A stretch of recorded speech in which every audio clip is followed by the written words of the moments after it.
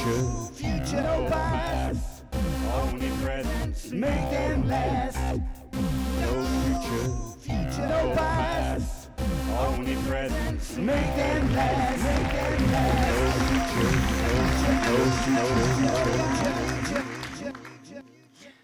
Bonsoir, je m'appelle Laetitia Denon. Je viens de la région parisienne. Je suis née, j'ai grandi et je vis toujours avec mes 3 enfants en Seine-Saint-Denis, dans le 93. Ce département, je l'aime énormément. Il m'a forgée, il m'a appris beaucoup de choses aussi. L'école de la vie. Alors moi, j'ai cette double culture. Ma mère est marocaine et mon papa est martiniquais. Je suis très fière de mes parents. J'ai grandi dans un petit pavillon de la Seine-Saint-Denis où l'amour, l'entraide, la solidarité a fait partie de notre éducation. Ce soir, j'ai envie de vous parler du plus beau métier du monde. Un métier qui accompagne les autres, qui aide les autres et qui vient au secours des autres. Ce métier-là, c'est le métier de mon papa, ce héros, mon héros. Mon père a été longtemps gardien de la paix. Et ouais. Si vous saviez tous ces mots qui se cachent derrière cette fonction. Je me rappelle quand j'étais toute petite, je le regardais, je l'espionnais, enfiler son uniforme, mettre son arme de service et partir travailler. Mon père a été gardien de la paix pendant 25 ans. Il a fini sa carrière au sein de la BAC du 93, la brigade anti-criminalité. J'avais 10 ans quand j'ai vu mon papa changer, s'isoler. Ces moments de famille n'existaient presque plus. Alors des soirs, je voyais mon papa rentrer alcoolisé, fatigué, blessé. J'étais toute petite, mais je sentais qu'il y avait quelque chose qui n'allait pas avec cette fonction. Mon père, mon héros, si fort et si faible à la fois. Je me rappelle d'une date, parce que j'ai la mémoire des dates. Et oui, comme tout le monde, il y a des dates comme ça qui restent forgées dans le cœur et dans la tête. C'était un samedi soir, en 1996. J'avais 14 ans. On était tranquillement installés au salon. Une dispute éclate, comme il peut en avoir un petit peu partout dans les couples. Mon père et ma mère se chamaillent. Mon père monte à l'étage. Ma mère me dit « C'est bizarre, j'ai un mauvais pressentiment ». Donc elle monte, elle le suit. Et là, très vite, elle redescend. Et elle nous dit « Sortez. Votre papa a pris son arme. Sortez. » Alors on sort de la maison. Que faire ? On attend. Maman, qu'est-ce qu'on fait ? On rentre à la maison, peut-être qu'il s'est calmé. Moi, j'ai trop peur. J'ai 14 ans et j'ai trop peur. J'ai pas envie de rentrer à la maison. Parce que si mon père a pris son arme, je sais pas ce qu'il va faire avec. Alors j'incite ma mère à aller au commissariat, qui est pas très loin, à 2-3 minutes à pied. Je me suis dit, allez, on va aller voir les collègues à papa, ils vont réussir à le calmer. Alors on y va, au commissariat, en pyjama, on marche. Je me rappelle, j'ai mon petit frère dans la main. Mon petit frère, lui, il avait 12 ans. Il était tétanisé, il voulait même parler. Alors on marche comme ça, on va au commissariat, et là on rencontre une fonctionnaire, on lui explique. Elle nous dit, vous inquiétez pas, ça va aller. Vous êtes sûr que vous voulez qu'on intervienne ? Moi, à 14 ans, je comprends pas pourquoi elle nous pose la question. Ben oui, on est sûr. Il faut y aller, madame, il a pris son arme. Il nous dit, allez, retournez devant chez vous. Ne vous inquiétez pas, un véhicule va arriver. Et j'ai toujours mon petit frère dans la main. On retourne devant le pavillon et on attend. Pas trop près, pas trop loin, on attend patiemment. Une voiture arrive avec les gyrophares. Les gyrophares, ils résonnent partout, dans tout le petit lotissement qui était bien tranquille un samedi soir. Et là, je me dis, il va se passer quelque chose de grave. Alors j'attends toujours avec mon petit frère dans la main. Personne ne nous dit rien, on attend. Et là, il demande à ma mère d'ouvrir le pavillon, parce qu'ils ne peuvent pas intervenir comme ça. Ma mère ouvre le pavillon, elle ressort. Et là, des fonctionnaires de police rentrent. Ils sont 4. J'attends avec mon petit frère dans la main. Et là, ça tire. Dans ma maison, ça tire. 1, 2, 3, 4 fois, des échanges de coups de feu. Je suis toujours là devant le pavillon. J'attends, patiemment. Une fonctionnaire de police ressort. Elle s'écroule. Pas très loin de nous, j'avais l'impression que je pouvais aller la voir, la secourir. On est tétanisés avec mon petit frère que je tiens dans la main, et on attend. Ces quelques minutes, en vérité, ce sont des heures qui passent. Mais on est toujours là à attendre. Deuxième fois, des coups de feu retentissent. Ça s'arrête, et un autre coup de feu, un seul, qui résonne en moi, encore aujourd'hui, à l'heure où je vous parle. Je vois mon père qui sort sur un brancard, avec une couverture de survie. On ne comprend pas ce qui se passe, personne ne nous dit rien. Mais j'ai toujours mon petit frère dans la main, et j'attends. Et là, on écoute les adultes. Et on comprend que mon père a fait une tentative de suicide. Parce que les adultes, quand ils parlent entre eux, ils oublient les enfants, bien évidemment. Mon père, quelques jours après, a été déclaré coupable d'avoir mis en danger sa famille, d'avoir tiré sur des fonctionnaires. Donc j'ai eu un papa, mon héros, mon policier, qui d'un coup est devenu prisonnier. Vous savez, quand on est issu d'une famille de policiers, on vit police, on mange police, on va en colonie avec des enfants de policiers. À ce moment-là, il n'y avait plus de policiers autour de nous. Cette famille qu'on aimait tant nous a tourné le dos.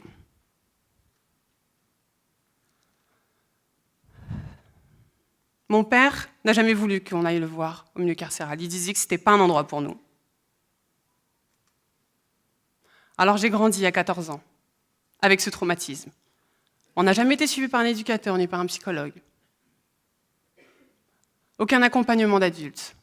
Alors j'ai nourri en moi une violence extrême, une violence envers moi-même et envers les autres. Je refusais qu'un adulte me parle, m'ordonne quoi que ce soit. C'est trop facile, vous n'étiez pas là quand j'en avais besoin. Alors je deviens violente, je rentre dans la primo-délinquance de 14 ans à 17 ans. Jusqu'au jour où je rencontre un juge, M. Rosenweg, au tribunal de Bobigny. Ce monsieur prend le temps de me parler d'autodestruction. Il essaie de comprendre mon dossier. Il ne comprend pas pourquoi une fille comme moi n'a pas été suivie ou n'a pas été accompagnée. Il parle de failles. Je le sens énervé. À travers de lui, je ressens beaucoup de choses et beaucoup d'amour. Il me dit, vous savez, mademoiselle, des personnes comme vous, j'en croise tous les jours. Vous vous autodétruisez. Alors, à partir d'aujourd'hui, vous avez un choix à faire. Soit vous continuez, et puis, dans les meilleurs des cas, vous serez incarcéré, ou soit vous arrêtez. Vous prenez conscience là, maintenant, aujourd'hui, que vous êtes maître de votre destin. J'ai 17 ans. Ce dialogue avec ce juge m'a changé, a fait pivoter ma voix. J'ai décidé d'être une honnête fille. Malheureusement, j'avais raté mon cursus scolaire. J'étais arrivée en première année de bac pro, si je me rappelle bien. J'ai arrêté l'école entre-temps. J'ai décidé de fonder une famille. Quelques années plus tard, à 21 ans, je suis mère, épanouie. J'ai quitté le 93 pour Boulogne-Billancourt. Et ça va mieux. Un soir de l'année 2005, mon téléphone sonne. Ma mère m'appelle. Laetitia, il y a un problème. Ton petit frère est incarcéré. Mon petit frère? Vous vous rappelez, celui que je tenais par la main. Mon petit frère en prison, pourquoi? Qu'est-ce qu'il a fait? Violence, outrage, rébellion, incitation à l'émeute face aux forces de l'ordre. J'ai envie de prendre sa place à ce moment-là. En vérité, c'est moi qui aurais dû être là-bas. J'ai fauté. Je lui ai montré le mauvais exemple pendant tant d'années. Je lui ai pas tenu la main, je ne l'ai pas accompagné, je ne l'ai pas écouté. Il a vécu le même traumatisme que moi. Mais lui, c'est un homme noir de banlieue parisienne, à casquette. Vous savez, il y a une grande différence, être une femme en banlieue et être un homme en banlieue.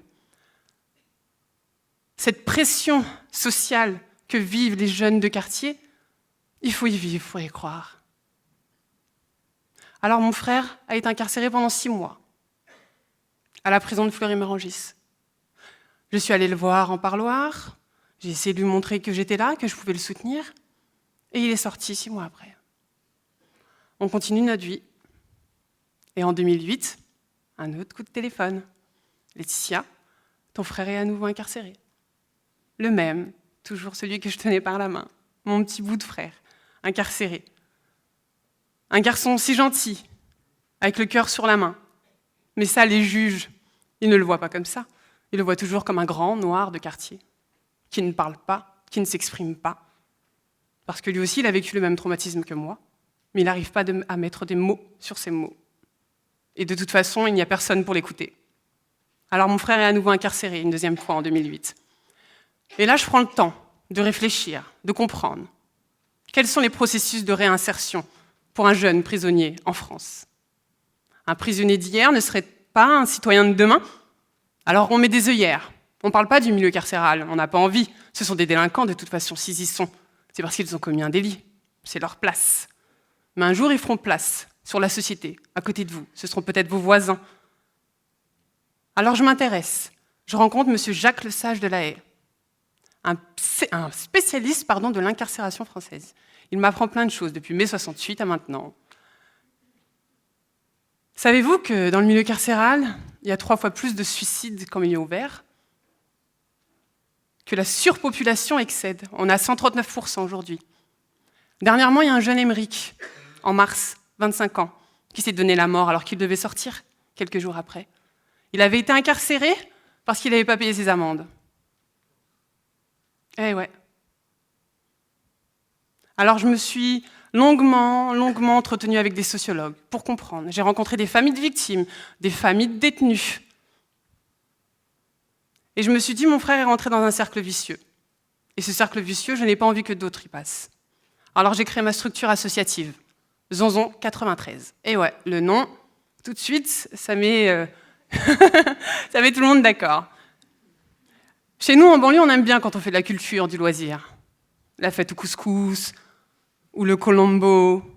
Mais quand on veut sensibiliser aux jeunes à la réalité du monde carcéral, c'est tout de suite plus compliqué. Ma structure associative accompagne depuis 10 ans des centaines de jeunes. On les sensibilise à la réalité du monde carcéral. On fait de la prévention aux addictions, la prévention aux conduites à risque. On accompagne les familles de victimes, les jeunes victimes, parce qu'un enfant en danger hier risque d'être un enfant dangereux demain. De 10, on est passé à 300 accompagnements. En janvier, on inaugurera notre 2e structure à Bobigny, dédiée aux filles. Vous savez, j'ai reçu un autre coup de téléphone en mars de cette année. Laetitia, oui, bonjour, c'est l'Élysée. L'Élysée quoi? Vous venez d'être nommée par le président de la République, conseillère présidentielle des villes. Cette fonction consiste à conseiller le président de la République sur toutes les questions relatives au quartier. Qui aurait pu imaginer que Laetitia, à 14 ans, et puis maintenant à 36 ans, serait conseillère présidentielle des villes? Même moi, je n'aurais pas pu l'imaginer. Je me rappelle encore d'un entretien avec une déléguée du préfet qui me disait « Laetitia, votre projet il est trop ambitieux. » Sachez que madame, que l'ambition me permet de rester là, debout et d'avancer. Il y a 2 mots qui résonnent en moi, l'espoir et l'amour. Alors on intervient auprès des foyers de l'aide sociale en enfance pour leur dire qu'il y a une vie après ça. Et ouais. Aujourd'hui, ce que je vous propose, c'est de venir avec nous dans notre premier réseau national d'entraide et de solidarité. L'idée est d'échanger, même virtuellement, de créer des ponts entre les milieux ruraux et les milieux urbains, entre les jeunes et les personnes âgées, entre les forces de l'ordre et la jeunesse. Vous savez, je suis persuadée d'une chose, c'est que nous avons besoin de vous pour accompagner au mieux la jeunesse de France. Merci.